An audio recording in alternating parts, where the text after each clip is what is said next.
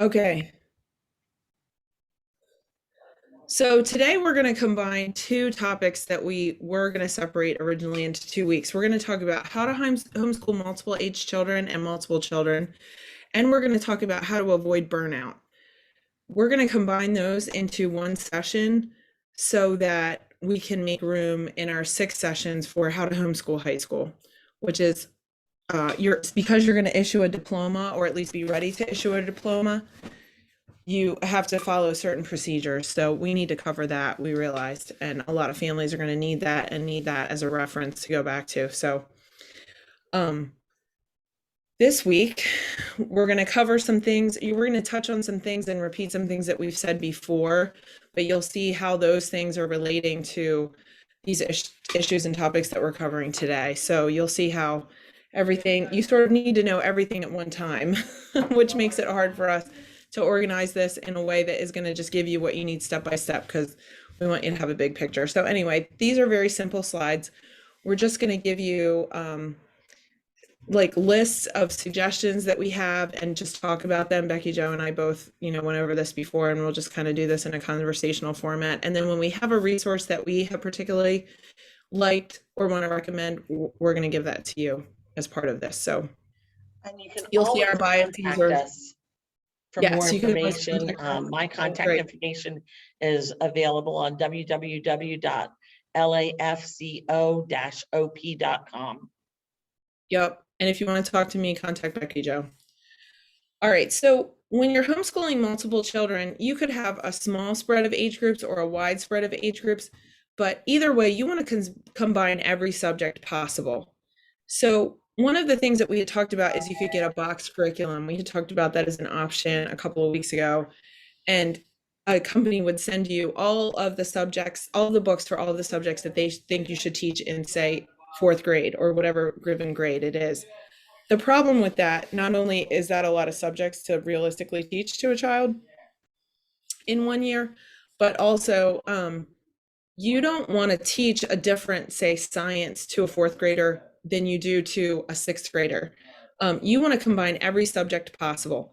So pick either the 4th grade or the 6th grade science, and then do it together as a family, because these are things that are going to, keep you from going insane, because your time is extremely valuable, as you will learn as a homeschool mom.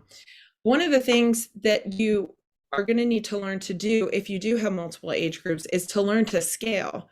So usually you want to teach to the highest level, but then explain on the side things for the younger children, or simplify a couple things in the way the language is used or whatever, in order to accommodate those younger children actually being able to understand what's going on.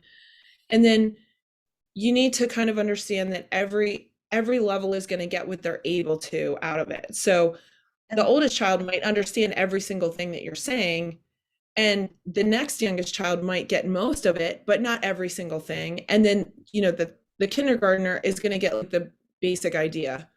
So, and they're going to watch their older siblings, and they're going to learn how to do science as a homeschooler. Part of that is called, if you were in education, that's called differentiation. And we've used that term in education, well, since I was teaching, which is a long time ago. But you're just learning to teach to the highest, but adjusting it for the others, as Kandra explained. That's right. Because even in a situation where you have all 4th graders, you're going to have some 4th graders that are more capable than others, or have a better background, or have been, read to more, or just have, or really interested in this particular subject. And so you're going to have that with any group of children.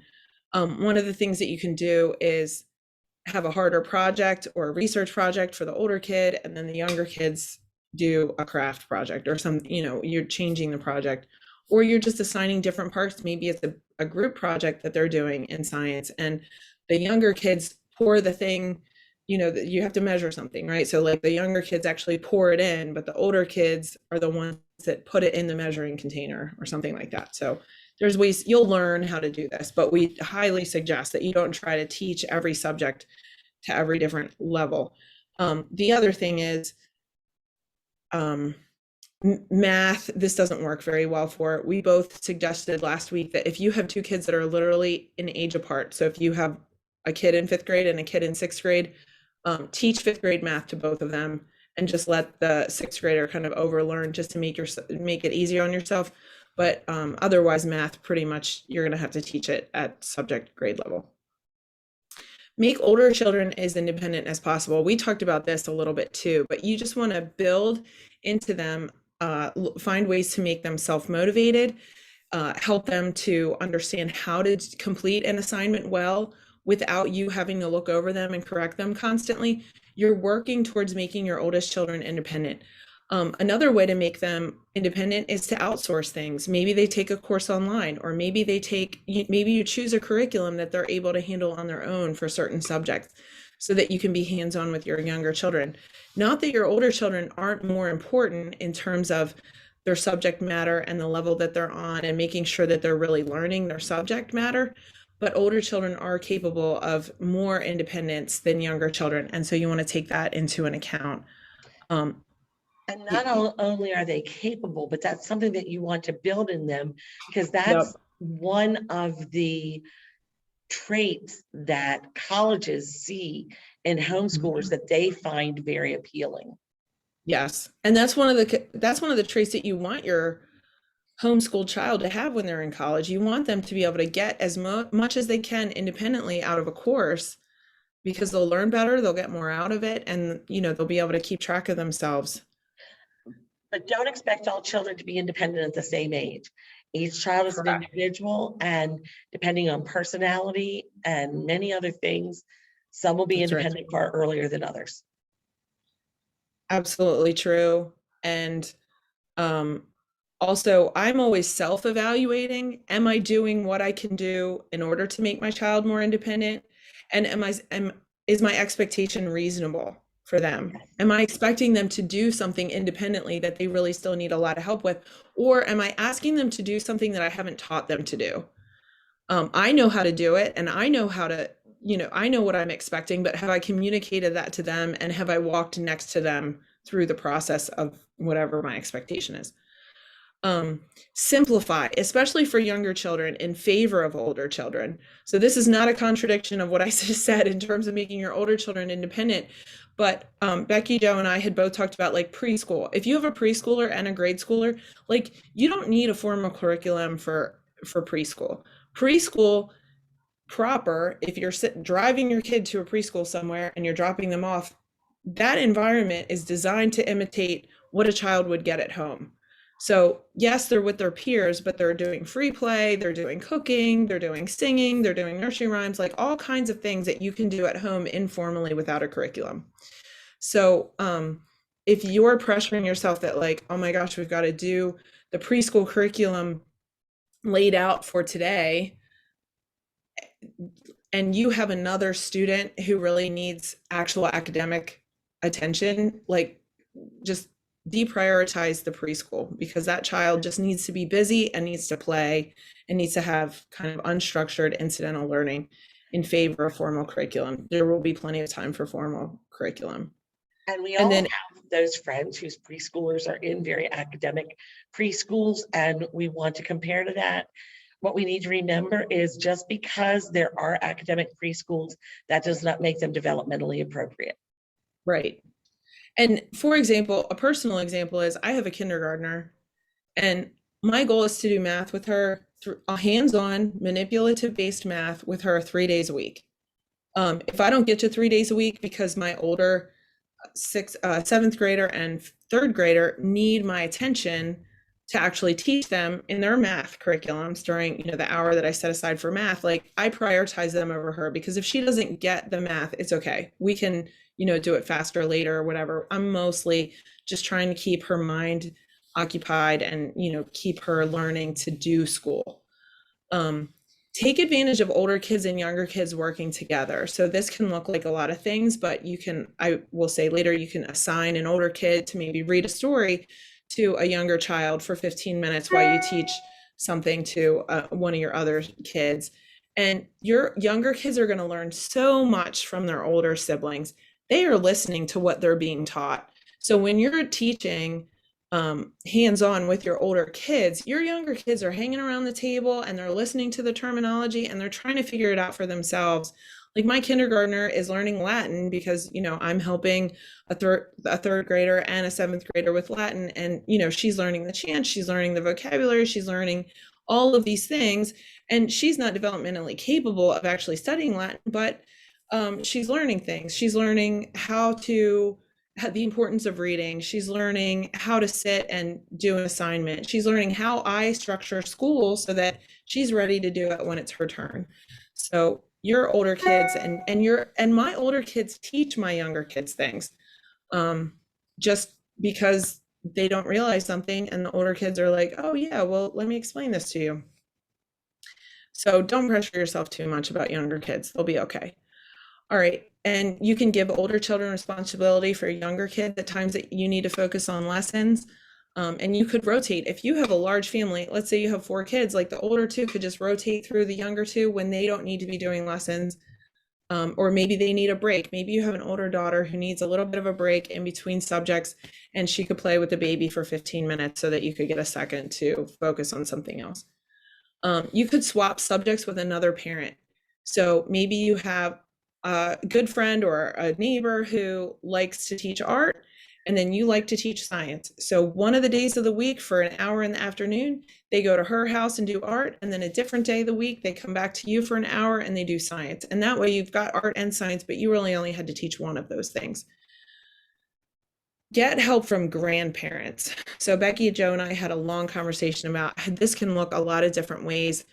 If you are in a situation where your parents and in-laws are not supportive of homeschooling, or your husband or your sister that you're best friends with, like you have people around you who are not supportive of homeschooling, that can be really difficult for you emotionally. And so keep evaluating that in terms of how to keep going, or find other support systems. But grandparents can be great, especially if they live close by. They can help babysit.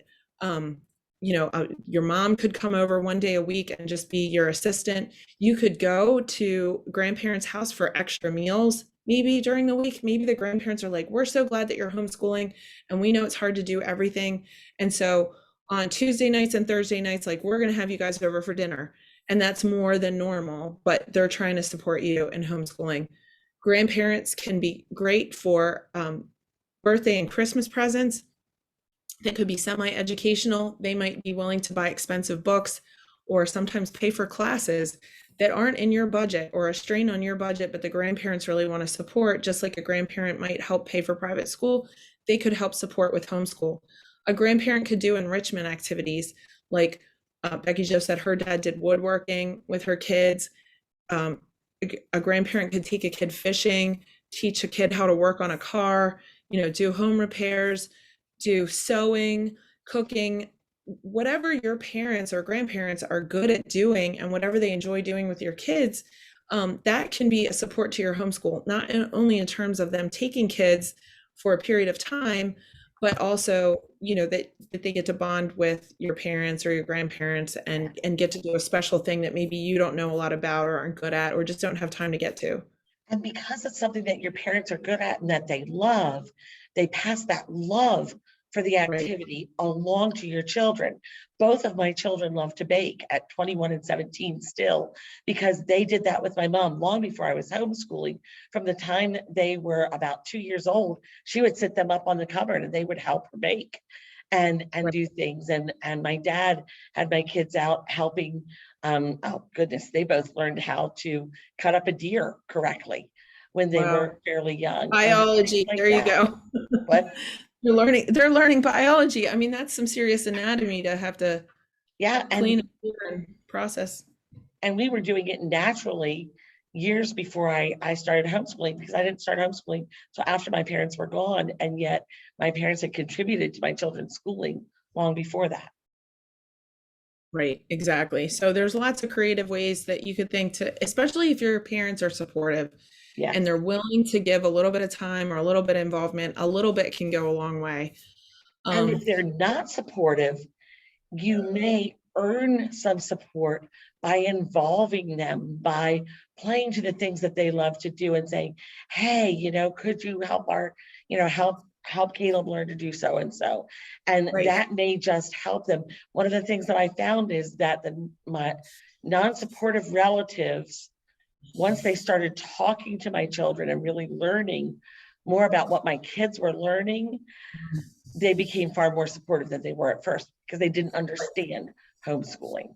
And it gave them confidence that the kids weren't getting behind Yes. or whatever. Yeah, yeah. So also you could get dad to take a responsibility for a subject in the evening. We talked about, I have known several families who who dad is responsible for math in the evenings. You need consistency with this in order for it to work, but maybe even dad just helps tutor math. Um, he could do phys ed, he could do science, he could do whatever dad is good at. I mean, maybe dad is great at like art or literature or writing. I mean, whatever your husband is good at, if he's willing to kind of take on some responsibility to at least buttress what you're teaching and take on some responsibility for a subject or a couple of subjects, and get dad involved in making decision making about what do we want the kids to be doing, can also be a really good way to get buy-in from dad, help dad feel like he's a part of things, and also, you know, really get the valuable input and skills that he can bring to the table, because this is hard to do all by yourself. And so sometimes I know I have overlooked just like, well, I could ask August like what he thinks, and that could not only help me make the decision, but then he has ideas that I didn't think of. So And as moms who are at home homeschooling our children, well, actually, I know dads who do all of the homeschooling. So yes, sometimes true, the roles are absolutely. reversed. But if you are the mom at home homeschooling your children, sometimes dad could feel left out. You're getting a lot of time with your kids, and dad is off working to support you so that you can have that time with your kids. But dads could sometimes feel left out. So by involving dad, whether it's in the decision making, whether it's doing science projects on Saturdays, whatever it is, Yeah. you also prevent that isolation that dad could feel from the rest of the family because you're together so much. Right. And I think increasingly we're seeing homeschooling families emerge, or like new homeschooling families that are in a situation where maybe dad is the one that's working from home and mom's going to work, or you have parents who are like trading kids off and both parents are working full time, either from home or some from home, like whatever, you know, we all understand that we've got all kinds of weird situations going on that are non-traditional. And people are trying to homeschool and make it work. And so one of the ways that say a working mom who's working part-time or full-time can help make this work is that maybe dad has some responsibility for school while he's got also responsibility for childcare. Join a co-op or community to form a support group and group of friends for your children. So this has been really important for me at various times. I started off doing co-ops and communities because I needed that. And then I got away from it a little bit because we just needed a break, which was okay. I mean, I think either way is fine. But then we came back to it because my kids really needed, you know, a support group, a regular group of friends, because it can be hard to, you know, set up enough play dates where you feel like your kids are seeing kids regularly, or, you know, you're not seeing the same kids over and over again because you don't live in a neighborhood or something like that. And so just going to co-op once a week means that your kids are going to see the same kids every week. You're going to see the same moms every week, and you can build relationships just like they would in school. Do you have anything else you want to say about that, BeckiJo?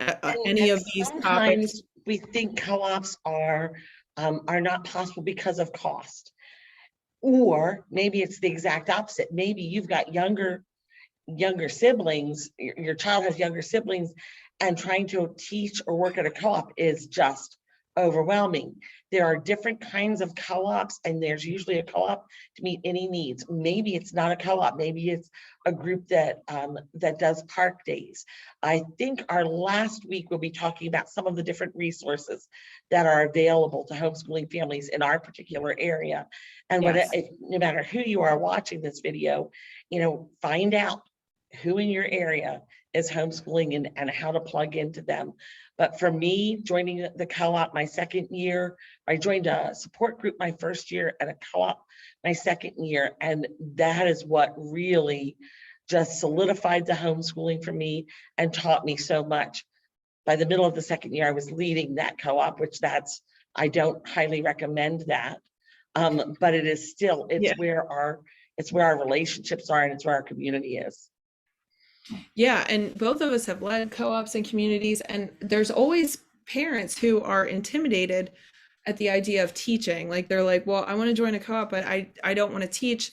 And I would say, BeckiJo, I'm sure that there are positions that are non-teaching in Yes. most co-ops, or we'll ease you into it. We'll find an assistant teacher position. Like we'll find something. Don't not call a co-op and inquire because you're like, well, I don't feel comfortable teaching a class, or I feel overwhelmed by teaching a class, because usually there's some other things that you could also do in order to contribute if it is a true co-op where there's no cost and you're just exchanging labor with other parents.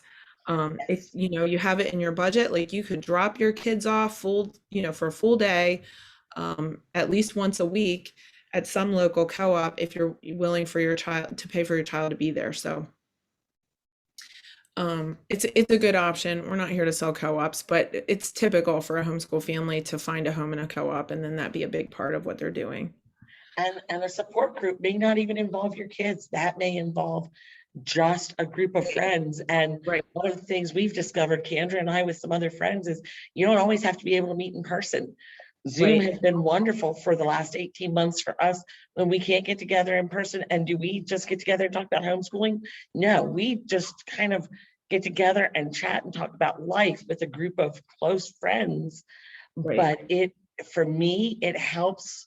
And I don't have a lot of, I have just one that I'm still homeschooling, but it still helps with the sanity and with perspective. I think perspective is what we often lose in the midst. And at this point, BeckiJo is, kind of mentoring some, younger homeschooling moms, including myself, because she is in a different stage. So she's, at some point going to become a homeschooling grandmother. I say at some point, when we're grandmothers, we need to continue to help these younger moms homeschool when we Absolutely. have, more time as a resource, and, we have all this wisdom and knowledge, which hopefully we'll someday find. All right. I'm So very thankful that God has placed me in a position that even though this is my last year of actual homeschooling, my intention is to continue with the teaching and the right. running a co-op and mentoring parents because I love it and I think it's the best thing for our kids. Right, right. So we wanted to put a section in here, including enrichment. I'm sorry, there's loud people near me. Shh. Guys, can you be more quiet? I'm at my grandparents' house and it's like, it can become like Grand Central Station. Things are ramping up here. Okay.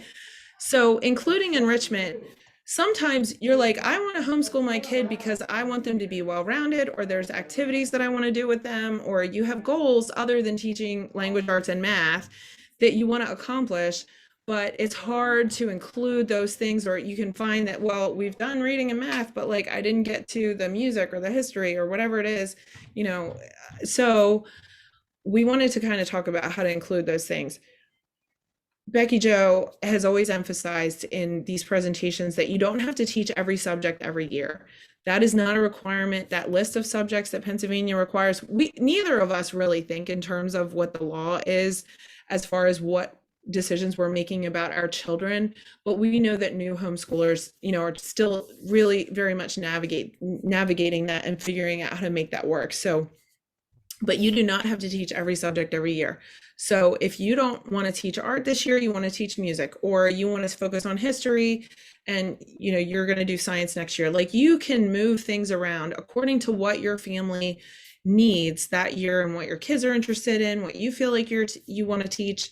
So don't feel the pressure that you have to teach every single subject every year. You need to teach math and you need to teach language arts.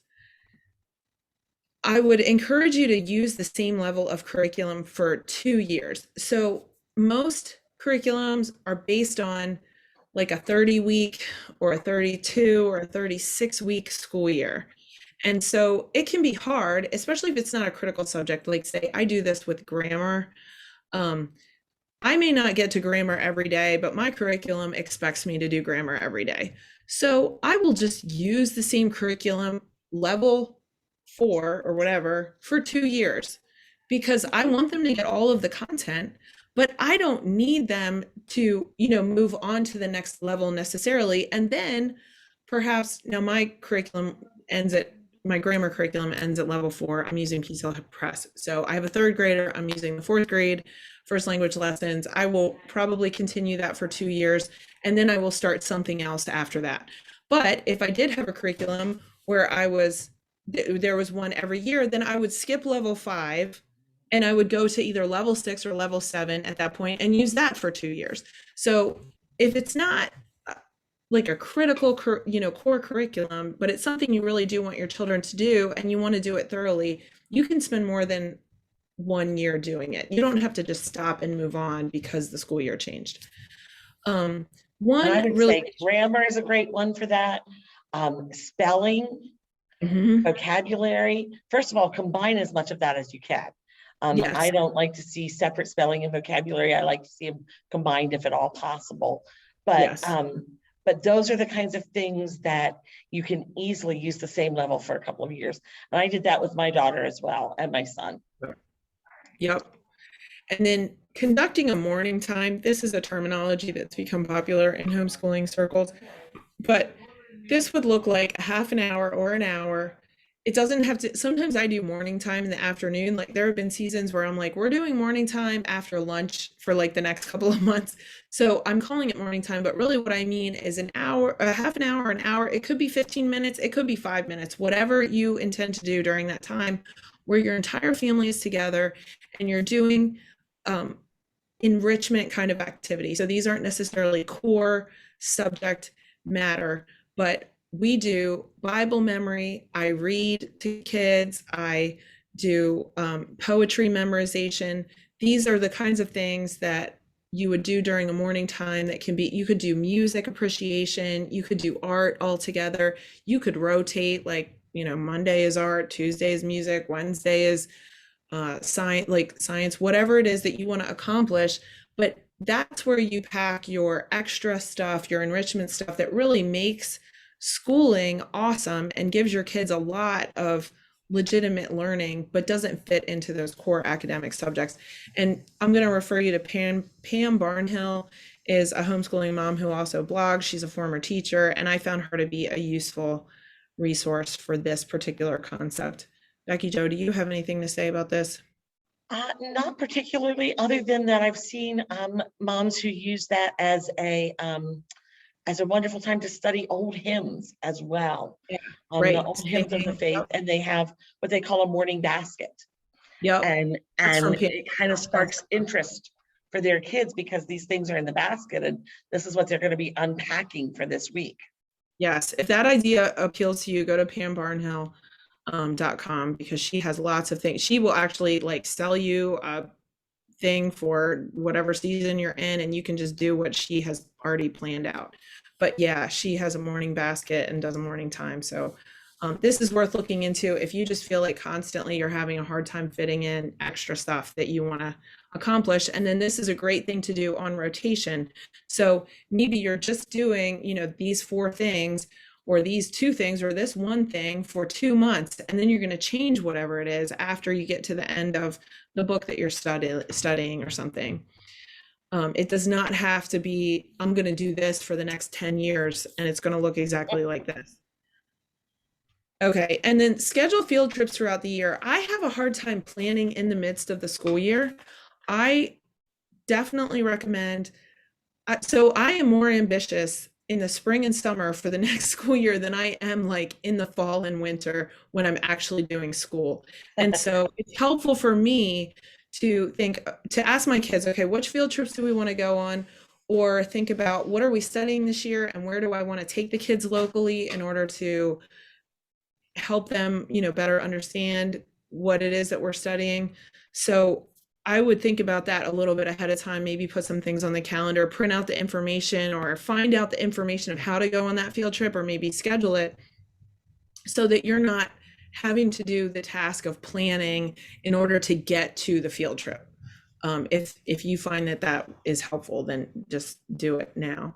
And there are local groups who plan field trips, at least in your county, that you can be part of it. You don't have to go to every field trip, but YHSA is one of those groups, and it's wonderful because they do such a wide variety that they do fit into different curriculums. Right. And you can just say, Really we're going on something, the field trips that are already planned for us, and we don't care what they are. And, yes. we're just going to learn what's available at that field trip. And then you've done field trips if, you're just not feeling like, or if you're feeling overwhelmed by the idea of scheduling field trips. And really, it's a cultural homeschool thing to have field trip groups, because some field trips you can't do as an individual family, or it's just more fun to do it as a group, or it's hard to plan a field trip and jump through all the hoops that the organization wants, especially post COVID. Or So it it's costs less. right, or right, you can get a field trip group discount for a school or whatever. So look for field trip groups, they're out there, and that's a resource that we could talk about when we talk about local resources. And then choose topics you want to cover, like be intentional. If one of the things that I have wanted to do at various years is I want to do a lot about Thanksgiving. So I want to read about Thanksgiving extra than I normally would. I want to make a trip, some authentic pilgrim recipes with my kids. I want them to really understand why it is that we do Thanksgiving in America. And so that's one of the things that I've chosen. I think this year for Christmas, I'm going to focus on, we're going to read A Christmas Carol and watch a couple of different versions of the Christmas Carol movie, like just so that they're culturally literate about what is this, really cool story, who is Dickens. All of that is educational, but it's relatively simple. My kids also are interested in the Revolutionary War right now. So I'm planning for us to go to a walking trip in Philadelphia and kind of do some of those sites that we've been to Philadelphia, but we've really never intentionally done some of the historic walking kind of things. And so I have a resource to use as a guide, and we're just going to do that because my kids want to do it, so so if you think about a theme or topic that you want to cover, and really to do 3 things is too much for a novice homeschooler. Pick 1 or 2 things. Pick 1 thing for the fall, 1 thing for the spring if you're really feeling ambitious, and then stick to that. But that can really help you. And then you could read books about those things. Just say, okay, our theme this year at LAF, we're all doing medieval history. If you have an elementary school student or an upper secondary student, they're all able to take medieval history. And so I'm pulling out all the medieval books that I have about knights, about castles and whatever, and just making those available to my kids. And that's one of the topics that we have, just because they're already enrolled in these classes. So make it simple. They can learn a lot. It does not have to be, you do not have to post this on a blog. You just kind of have some things in mind and look for easy ways to incorporate them into your child's education for this year. Yeah. You can order library books online. I'm sure everybody knows this, but book lists are readily available online in books of book lists, all kinds of things, but you can order the books online to just be sent to your library and just pick them up as a stack. If you don't have time to go into the library, or you have a bunch of little kids, or you just for whatever reason don't want to do that, or your local branch doesn't even have the books that you need, go ahead and order library books online. I have done that a lot in the past. It took me a couple years to figure out how to do this, but I really wanted to include poetry memorization and Bible memory in our daily routine. So I have a couple of ways that I do this. I incorporate both of these in my morning time, but I have a book. Each of my kids have like a little journal book, and I photocopy the poem that they're memorizing, and I cut it out and I literally paste it with a glue stick into their little journal book. And so I have an easy way for us to review the poems that they've already learned, and then they get excited when we post a new one in their book because they learned all the other ones, and then they have it as a memento. And this carries on year after year after year, because we're not going to fill those books probably just even in 12 years. So I also read poems to my kids and ask them about which poems they'd like to memorize next. And a couple of good resources for this. Okay, so Scripture Memory Fellowship is my favorite resource for Bible memory. They're really enthusiastic about memorizing scripture, and they every year they publish, basically it's not a curriculum, but it's like a selection of verses that they encourage everybody involved with their ministry to memorize kind of as a group. And then if kids do complete all the memorization and recite it at church to the pastor and get signed off, they get a free camp scholarship to just a regular Bible camp in Louisiana. It's just a regular overnight Christian camp. And so my kids, a couple of years ago, they memorized the entire book of Jonah, which I was like, okay, we'll just try it. But it was awesome. Now, granted, we spent for those last 4 months when we had to meet the deadline of May, whatever, to recite it for the pastor, we spent an hour a day, most days, reciting and just going over the book of Jonah. But my kids could memorize, my kids could recite, my older two sons at the time, my younger two were way too young. They could recite the entire 48 verses of Jonah, and they're long verses, so it was pretty significant. And that really changed the way I looked at scripture. And I think it's really going to inform my kids in the future, because I hear echoes of it like whenever I continue to read the Bible. So Scripture Memory Fellowship, this year we're going to do it again. We didn't do it for a couple of years, and now we're going to do it again. And we were memorizing 100 classic Bible verses that they've chosen for us. So it's pretty cool. I recommend that. That was a lot of time to spend on that. The other resource that I like for poetry memorization is Andrew Pudewa has a poetry memorization program where he has CDs of poetry readings. So the idea is that he selects poems that he thinks are good, and there's different levels. And then he records, I guess it's still himself. I have the old version, and it's him actually reading the poems, and you play them for your kids, and then they learn them just by listening to them all the time. So for a while, when we were really actively using this program, I just played that. I played it on my phone, but I basically played the CD every time we got in the car. I would play Latin for Children chant CD, and I would play the poetry CD, and then we could listen to a book on tape or music or whatever they wanted. But if I could just do it every time we got in the car for the day, I didn't do it multiple times if we got, we're driving multiple places. And they really did learn poems that way, and I learned poems that way. I became familiar with poetry because I wanted my kids to learn poetry, but I didn't really know anything about it. So and then read out loud to your kids. That's a great thing to do. I have an ambivalent relationship with reading out loud. Some parents love it. Listening to an audiobook counts as reading out loud, but it's great if your kids want to play with Legos. Legos are loud, or do a craft or color or something while you're reading to them. It's really good if your kids are busy. But Read Aloud Revival is a great website for really inspiring you and giving you ideas, book lists, all of that kind of stuff about how to really read aloud intentionally to your kids. Kids can listen to a higher level of reading. They can understand better a higher level of reading than they can reading themselves. I did not say that very well. So read to them from a book that's above their reading level, because it will bring them up in reading level and comprehension, because they're being given something more challenging than what they can really tackle on their own. And it's also making them more literate and increasing their ability to move up.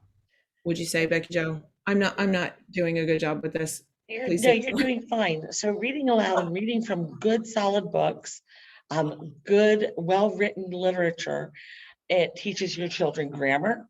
It teaches your children vocabulary. Hopefully it gives them a love for reading. If you don't love reading aloud, then definitely do it a different way. Use audiobooks. I've used both. I love to read aloud. So I would do that every night. My family kind of nixed that after a while because my kids were a bit older, but it really builds their vocabulary. And one of the most significant factors in having children who read well and like to read is reading aloud to them, even into their teens. Mm-hmm. Yeah, don't stop reading out loud to them when they get a little bit older. Andrew Pudewa is a great resource on this. If you can find some of his lectures, I'm sure they're online. I know how do you spell his last name, Kandra? Pudewa. Pudewa. P-U-D-W. Pudewa. E-W-A. Yeah, I think I had it right the first time. And he's an expert in this, and he writes IW curriculum, or runs the IW publishing house. And he said that he had a bunch of girls in his family. I think he might have something like 5 kids, and he had a bunch of girls first, and then he had a younger son, and the son was dyslexic and was not as capable a reader. The older girls were bookworms. And he intentionally, he wanted his son to be literate. And so he got him an MP3 player and played, this would have been a long time ago. The kid's probably an adult by now.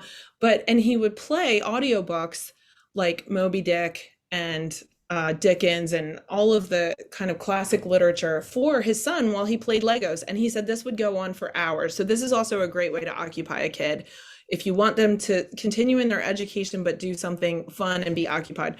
But he said, actually, his son turned out to be more literate in terms of his ability to think and evaluate literature and just know a breadth of literature than his daughters, who were extremely bookish, because he said he just had taken in so much literature at a high level at a young age because he had listened to it instead of read it.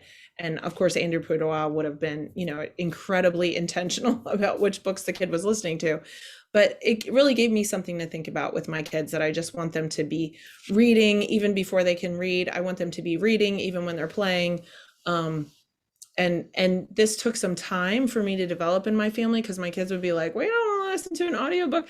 But then I would kind of force them at times to, like, we're going to listen to this even if you don't want to, or I'm going to bribe you, or we're in the car anyway. And they eventually really did. Now they'll trust me more, because they realize that a book that might sound boring or that they've never heard of before might actually be, a delight for them. So it's great. It's a good family bonding activity and a great literacy activity. So making a required reading list for your child can also be really helpful. I find it helpful, especially for older kids, if I involve them in the choice.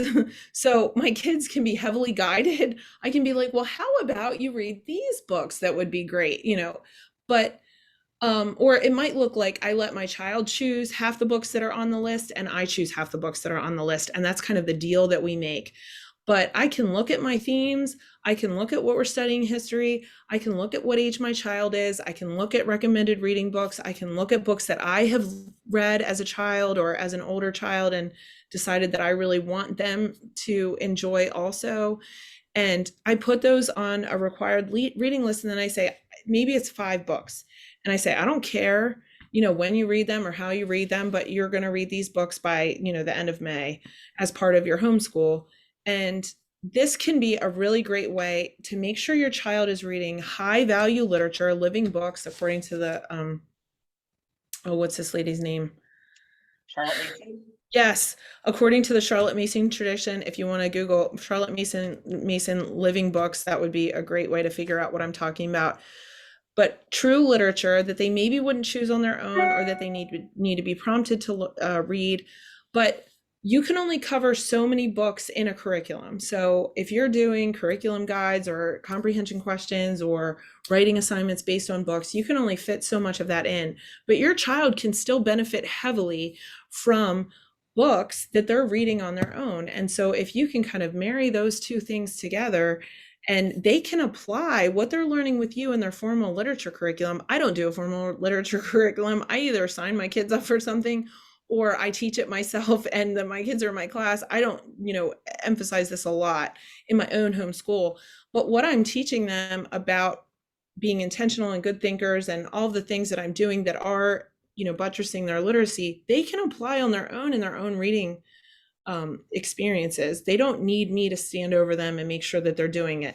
My job is to help them grow and give them tools and kind of force them to become better readers in some ways through the curriculum and the teaching that I'm doing. But they're going to practice it on their own. Ultimately, this is, a way that they're becoming independent. And that's where Kandra and I are very different. I didn't do Latin with my children, but literature was something that we always did together. And I think that partly that comes from my teaching background and the fact that teaching reading is one of my favorite things to do, and literature, children's literature, all the way up to adult literature, one of my favorite things. So I always did literature together with my kids, even all the way through high school, because reading a book and discussing it and enjoying it and playing ideas off of each other was just something that was so enjoyable to me that I loved doing it. And wanted to instill that in my kids. I have one who loves reading and I have one who doesn't love reading as much, but she loves audiobooks. And she has since started reading so much more. So it took longer, but it did begin to get through to her. And both of my kids are fairly well read, even though I only homeschooled one for 4 years. Yeah. Yeah, and audiobooks count as books. And just remember, if your child is reading, they are learning, which can be a double-edged sword, because if they're reading junk, if they're reading the Twilight series, they're learning. Just like if they're reading, Johnny Tremaine or Anne of Green Gables. So, I'm careful about what my kids read, because I do think that they're learning. I do think that it's, an intimate way to develop your child, to have them read high value books. But I also want to assure you that if you can make a reader out of your kid, you are making an independent self-learner on some level. Yes. Even if they can't write a paper, if they can't, do a math problem, if they can't get up and speak in front of a group, if they are reading, they're taking in information and they're processing it and they're learning to think, and they're being exposed to all kinds of ideas and places and things that, they can't get a hold of in their real life. It's no substitute for TV, or TV is no substitute. That's what I should say. Okay. Documentaries don't count like a book. Okay. Then we wanted to talk about, do you want to say anything else about enrichment, BeckiJo? I don't think so. Okay, we've talked a lot, haven't we? Okay, so then we want to talk about how to avoid burnout, because this is a real thing that could actually happen. Because especially for inexperienced homeschoolers who are they're overwhelmed with the task that they have to do. It just takes some time to figure it out. And so we want to give you some strategies to avoid burnout, so that you're not like laying on the floor in February and you can't get up. You're, like you just can't go on. And you need an intervention. Okay, so take time each day to do something away from kids and school proper. We're always educating our kids, right? But and as children age and as you mature as a homeschool parent, this gets easier and less necessary.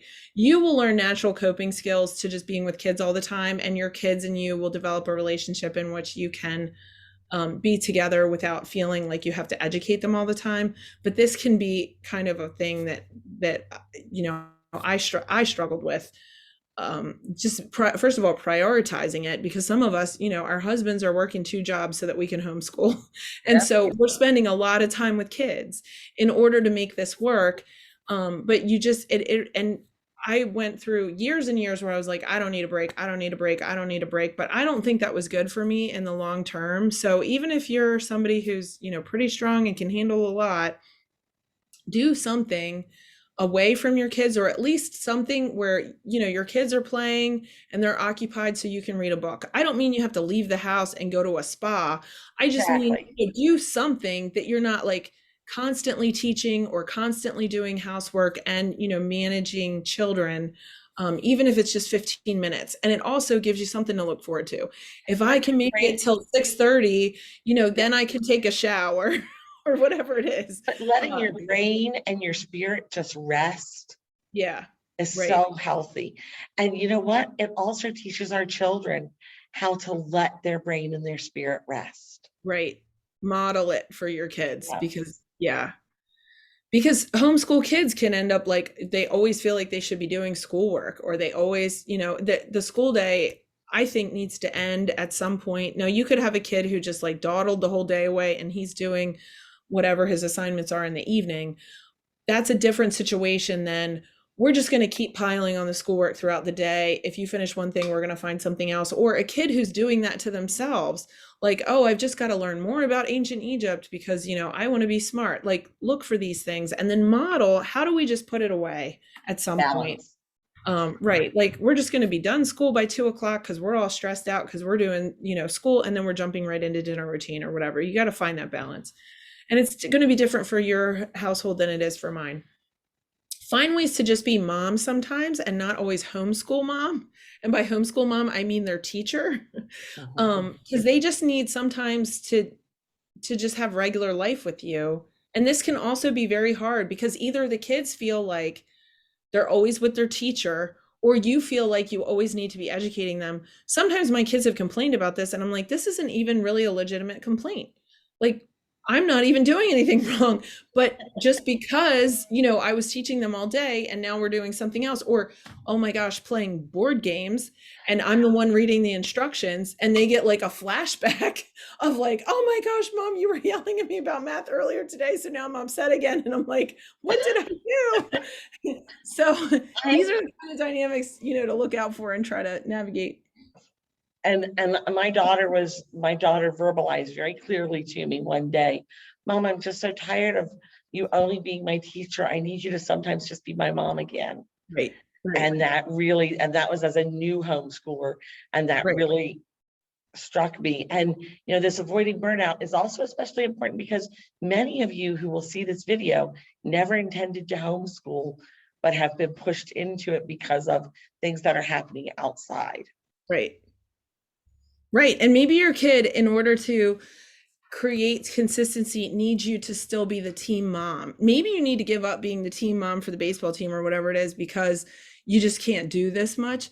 But maybe you also need to keep doing some of the things that you were doing and not just shift everything from being, I was mom and doing all of these things, and now I'm just doing homeschooling instead of all those other things. Like, just find a way to help your kids transition and find a balance in your life for you and for them.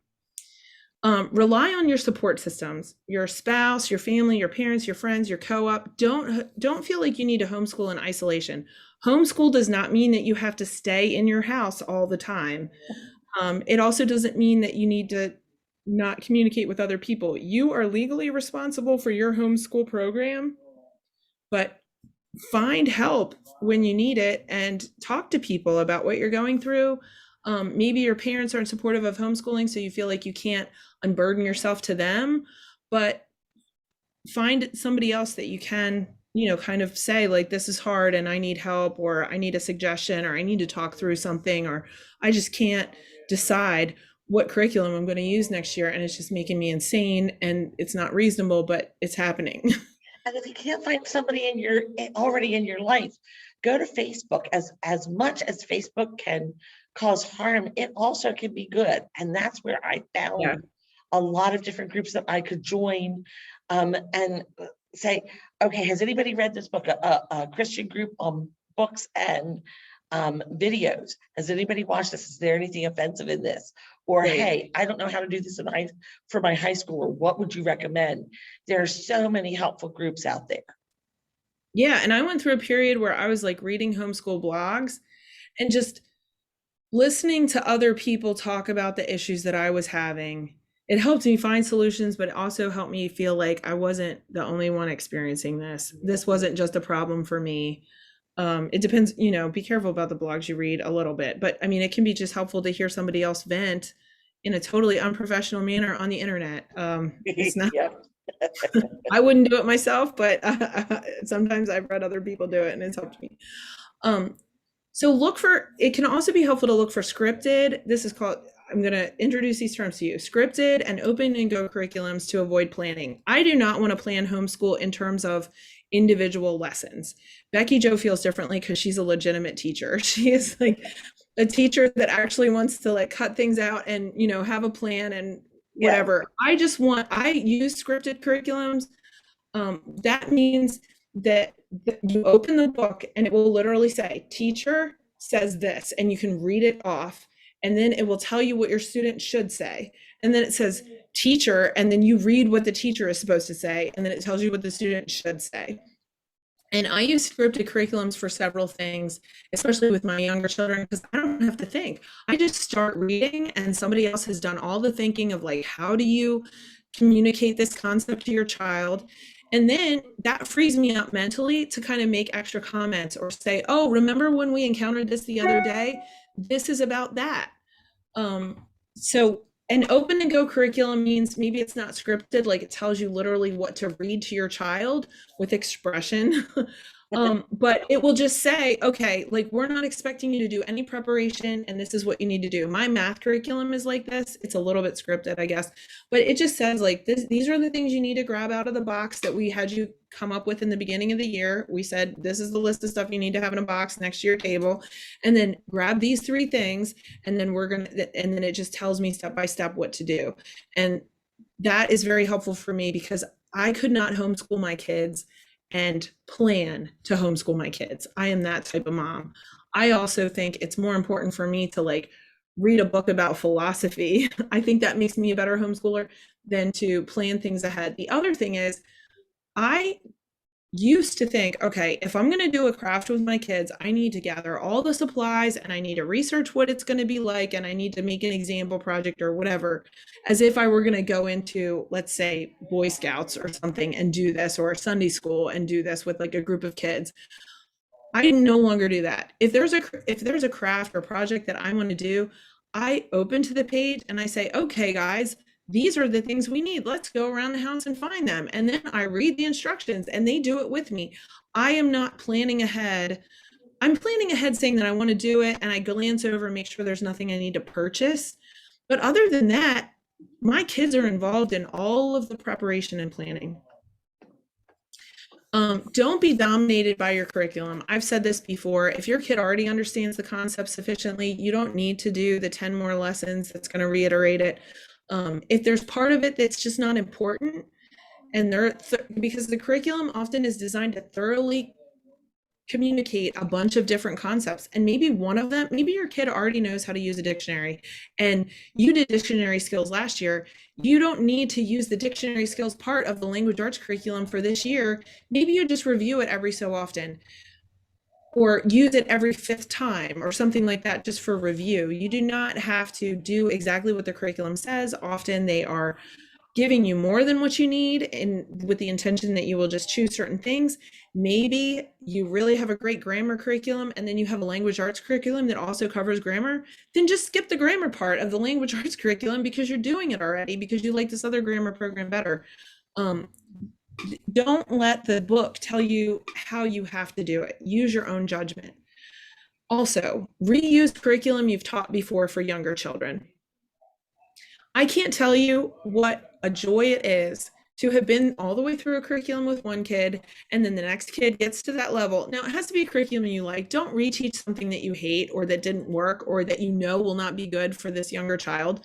But if you've been all the way through a curriculum, you've made a significant time investment and energy and mental investment in figuring out how to navigate that curriculum. You know the advantages, the disadvantages, all of that stuff, and it's familiar to you.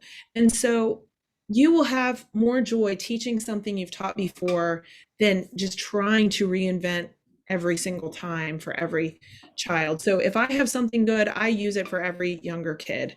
Unless, the next greatest curriculum has just been published and I want to try that. I'm not saying don't ever do that, but just please think in terms of, well, I'm familiar with this one and I'm not familiar with this one. So let's choose the familiar one again. You keep in mind that if you used a very visual curriculum with a child who was a visual learner, but your next child is a very auditory learner, you may have to make adjustments. So do be cognizant of your child's learning style at the same time. Right. Yep. And you'll be more ready to make those adjustments because you're familiar with the curriculum. Yes. Also, this is not related to this, but read the introduction or the how to use this book. Sometimes I have gotten halfway or all the way through a curriculum and then I went back and read like the couple of 10 pages in the beginning and I'm like, oh, I wish I had known that. Or I could have used the resources in the back of the book if I had looked and seen that they were there. Use the next level of the same curriculum for your child in subsequent years as much as possible. Don't continue to use things that you hate. But if your kid did okay, or you felt like it was pretty good that you used Becca Math. I have a friend who uses Becca Math and her kid's smart. She's really smart. She really likes Becca Math, and she'll talk to me, oh, well, maybe I should change. And she's like, no, this works for us. We're in a routine. This is teaching my child math the way I want. I am very happy with doing this, and I'm just going to continue on. You don't have to research curriculum for every subject every year because you feel like you need to find something even better. If it's sufficient and it's doing the job and you feel comfortable using it, and I don't mean for you to lower your standard, but there's definitely something to be said about familiarity with the curriculum so you can just stick with the same thing. I also wouldn't change math curriculums every year.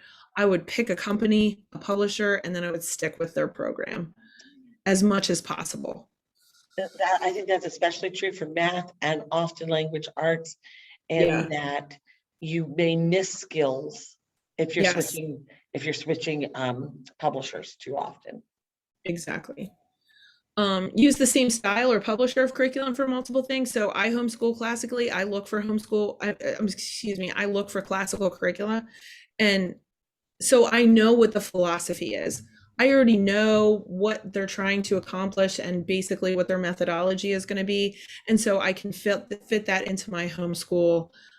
If I tried to, like, say, go find a unit study publisher and use that for science or something instead of something classical, I might just really have to do a lot of extra work to figure out what is the philosophy behind this, what's the value system, how do I adapt it to what my personal goals are. Get to know some homeschool families with older children. Communities are great for this, so that you can see where you are going and hear about that family's difficulties and see that those kids still turned out okay. Has been really important for me. And I don't mean if you have a preschooler, you have to go make friends with a high school family. I'm just saying, like, find somebody that maybe has a second grader that you can kind of talk to that mom honestly about, well, you know what, my dad died last year and, we had to take 3 months off. Or I work full time and I did this, and this. And you'll see, I don't know a homeschool family where I can't get to know that older child and be proud of what they've accomplished. For the most part, I would say even people who have done things that I would say don't do that, their kids have still learned and matured and been ready for life. And I believe that God has ordained every child to be in the family that they are in and with the parents that they have, and that your particular strengths and weaknesses are exactly right for that child if you continue to use wisdom in the way that you carry out your homeschool. And so I think that it has especially helped me to know older kids and just been encouraged that, like, I can stay on the path and things will break open for me. I have also found that it has taken years of sowing seeds to see fruit in my own children. And I remember when my oldest got to, like, junior high age, he was capable of doing things that I had hoped that he would be capable of, but I was kind of on a wing and a prayer doing what I thought might make it happen.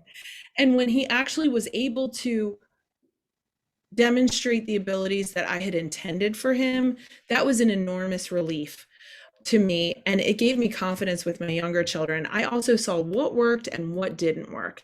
And so, unfortunately, the older child, with all things parenting, is a little bit of a guinea pig. But I think knowing even older children than your oldest child can help ameliorate some of that learning curve, because you can kind of learn from somebody else's mistakes or learn to see what somebody else has made work. BeckiJo, do you have any advice? Okay. So give yourself permission to take a day off when you need it. Now, don't take a day off 3 days a week or maybe even every every week. But if you're just feeling like you're coming down with a cold, you just can't open the curriculum guide today, and you just can't feel like you can't take another step forward, like, give yourself permission to take a day off, because that might really help you recharge to be ready for the next day. A day off could look like your kids are going to listen to an audiobook today and they're going to play in the playroom. It could look like you're going to do board games today. It could look like, you're going to do that craft project that you've been talking about, or maybe you're going to bake today. It doesn't necessarily, I find that I don't necessarily need to be flat on my back asleep to have a day off, but maybe I just need a break from the difficulty of teaching the curriculum or having the same routine that I'm trying to stick to and just, climbing that mile every day. And you just need a mental break and you need to do something that you enjoy and you need to reconnect with your kids. And so it can be very necessary to give yourself permission to take a day off when you need it. I would design your schedule for the year to give yourself breaks. I figured this out throughout the years what actually was going to work for us. Some people do a 6-week rotation, or well, some people homeschool all year. I will often meet homeschoolers that they say, well, we do math all year round, or we do whatever. We don't really take a full summer off. And I'm like, how do you not go crazy? But one of the things that I've seen work is Simply Convivial is Misty Winkler's blog, and she talks a lot about housekeeping and homeschooling, and she was homeschooled herself. I found her to be very helpful at one point in my life, so I'm giving you that as a resource. But she talks about her family being on a 6-week rotation. So they do 5 weeks of curriculum, normal school, and then they literally take a whole week off. And then inside of that, she has some other really long breaks that she takes at Christmas or when they go on vacation. So she gets a little bit more than just 1 week off every 6 weeks. But she said you can do anything for 5 weeks. Like if you know it's going to be over and then you can just do whatever you want for the 6th week, that can make it work if you feel like you want to do homeschooling all year round. And you might find that that really works well for you. I am not a year-round homeschooler. One of the things that's really common for homeschoolers is to take December off and then also finish in the first week of May. Now, you do need to legally get 180 days in. That can be summer camp, it can be other things, it could be Saturdays doing activities, it could be, you have to work that out and make sure that you're getting in enough school, that your kids are learning enough throughout the year. But I find it incredibly helpful to me that when I start in September, or really I start at the end of August most years, depending on how I'm feeling, I know that when December hits, like when we get to Thanksgiving, like I'm either done or almost done. And then in December, maybe we still do math, but otherwise I put everything else away and we read Christmas books, we bake cookies, we do all of the kind of Christmassy things that I want to make sure my children like have family experiences with the holidays that are important, and it also gives me a long break to look forward to. Then when we get started again in January, I try to be done by the beginning of May. Now that usually means that I don't quite have everything accomplished that I need to have accomplished until maybe towards the middle or end of May. But if I make that a goal, then I can kind of pace myself accordingly. Especially if you have younger children, it could work really well to take Fridays off, at least from teaching. Maybe you go on a field trip every Friday. Maybe you go to the park every Friday. Maybe Fridays are library day. Maybe your kids do their independent work, but you're not teaching on Friday. You're getting ready for the weekend, or you're meal planning for the next week, or whatever it is that you need to do other than actively teaching homeschooling. You could take Fridays off. Younger children, if you're less than 3rd grade, you do not need to homeschool 5 days a week formally. Your curriculum might pressure you in that direction, but you could definitely just do 4 days of teaching and then do some kind of enrichment activity or something fun on Fridays. Also, ask for help. So if you're just really in trouble and you're having trouble with something, just ask somebody for some advice. Talking to your husband can be really helpful, talking to your friends.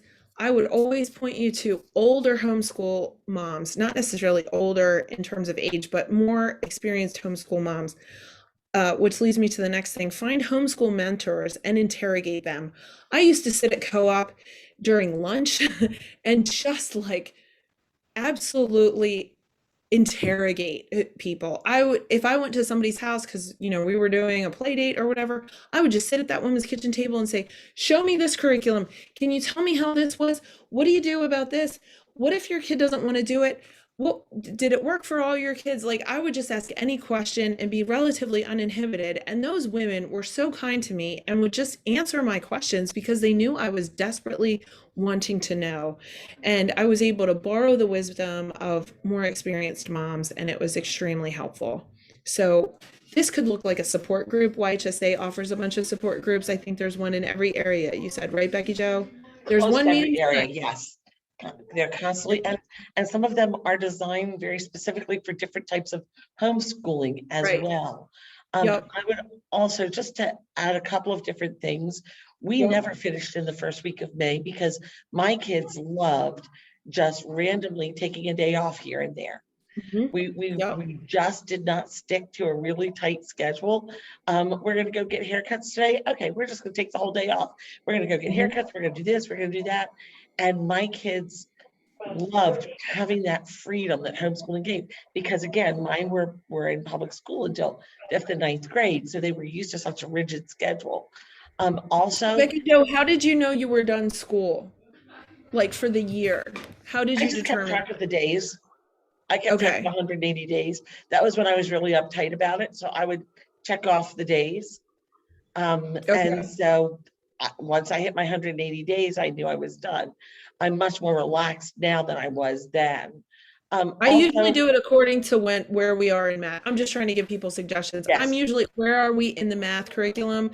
Are we far enough that we're not gonna miss concepts that we're gonna need next year? I do not want to get too far behind in math. So that's really my barometer. So go ahead, and Becky Jo. Sorry, I'm a just trying couple to more give things I people. wanted to mention. First of all, taking December off, one of the greatest ideas I've seen, and my niece and nephew have done this, is wrap 25 gifts, not 25 gifts, 25 Christmas books, Yep, and I have love them this. so that they can be opened each day and you're reading another Christmas book each day, and then do a different read aloud as well. There's so many great Christmas books out there, but make December a fun month off too. Yes, Yeah. it's the time that I use to catch up on housework and get the shopping done and do all these other things and just gather myself, but it's also a time to do fun things, do baking together and decorating cookies and things like that. And then there was one more thing that has gone in and out of my brain, but I think it might be gone for good at this time. Well, one of the things, if there's something like you want to read out loud to your kids, but you don't really do that, or you feel intimidated by that, or you feel like that's something you have to figure out, like you could just say, well, we're going to take the month of December off from homeschooling and I'm going to read to the kids for an hour a day. Like, Mhm. and then that could be something that you build into your family that then you find easier to do going forward in January. You find ways to incorporate that. Sometimes you just need to kind of try something out without having the pressure of everything else. Like you could memorize the Christmas story or some special scriptures. If you want to incorporate scripture memory or poems or something, you could just say, okay, we're going to memorize a poem in the month of December. We're not going to do any other school, and then you don't feel like, if you feel too guilty to just take the whole month off, or if there's something that's so important to you that you're willing to give that little bit of time to it, trying something out and kind of figuring it out in isolation can help you incorporate it as you go forward. I did remember the thing that I wanted to say. Please, Okay. please don't feel like you need to finish every curriculum at the Yes, end that's of the right. year. Right. Stop, have a break.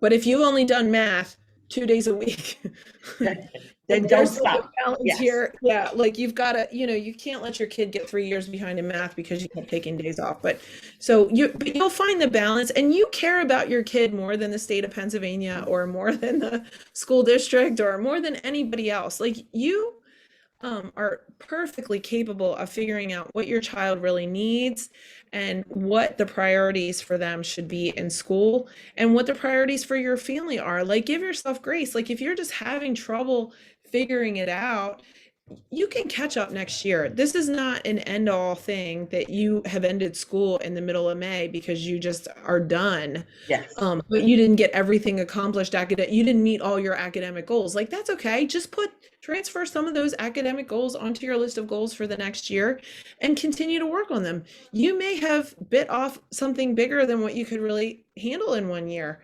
Maybe you wanted your kid to have nice handwriting and you didn't get it accomplished this year. Well, that's okay. Work on it again next year.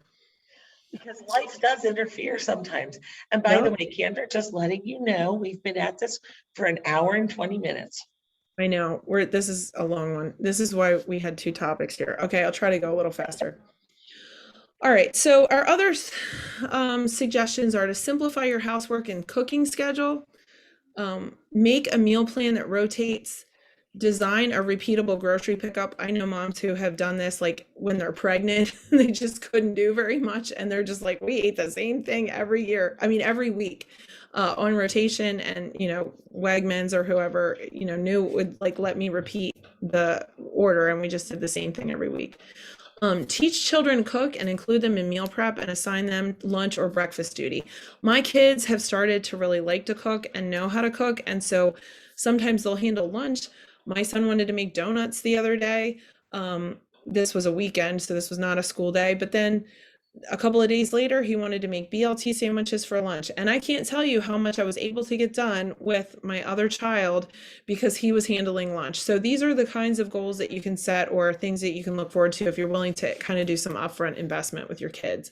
They can help take off some of the burden of cooking and cleaning and all of this. Assign housework to kids as much as possible. I mean, this isn't an episode of Annie, but they can clean their own rooms, make their own beds. They could clean their own bathrooms. They probably can't do it as well as you can. And you're still going to need to help them and direct them. But please, just like they need to be independent in their schoolwork to some degree, they need to be independent in taking care of their self and their own environmental space. And so as appropriate, there's tons of lists online that you can download that will tell you this is what's appropriate for a 2-year-old. This is what's appropriate for a 4-year-old.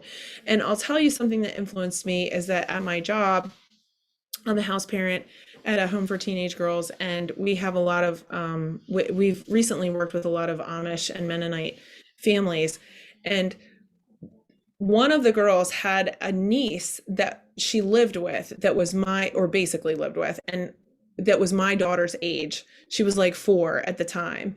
And the things that she described her niece able to do made me feel terrible because I was like, my daughter can't do any of that stuff. And it just made me look at my kids a different way because I'm like, well, it's not that my kids aren't capable. It's that I haven't trained them and I haven't expected this from them. And it would actually be good and give them a sense of ownership to be able to do more things. And so my children have become a lot more capable since I've sort of used that as an inspiration. Decide that you will prioritize your children's education over a perfectly clean house. Deciding your priorities intentionally and then being able to go back to it, like write it down in a journal or something so you can go back and look and say, my child's education is more important than my house being clean. Just so that you can feel comforted in those moments of panic that you're just like, I have an entire, house that isn't very clean and it would take me a week to get it back under control. Just say, well, but I spent time reading to my kids and this was a bigger priority. Read Aloud Revival. Sarah McKenzie, is that her name? We'll talk to you a lot about that if you need some encouragement in that direction. And then make vacation something to look forward to. Maybe when your kids were in school full time, vacations were a time where you did a lot of planning and a lot of activity that was required of you during your vacation because it was about your husband and about your family and your kids, like having a really cool experience. But maybe what you need, because you're homeschooling and you're doing so much activity with them day to day that you weren't before, you need a beach vacation where you can sit on the beach for a couple of days and not really do very much. So that's something, and it can also be something that you can look forward to and say, if I can make it through the next 3 weeks and, be diligent, I can make it to the beach or whatever it is. Not to make it sound like homeschooling is terrible, because it's not. It's just, can be hard. Why don't we save this part for next time? Okay, great. All right, we'll talk about this next time, and we'll talk about whatever the last topic is, and then we'll do homeschool and high school as the 6th week. Yep, that sounds good. We have a lot to say about this. I did not think we'd go so far over an hour. No. All right, there we go. All right, BeckiJo. Right, let me stop the recording.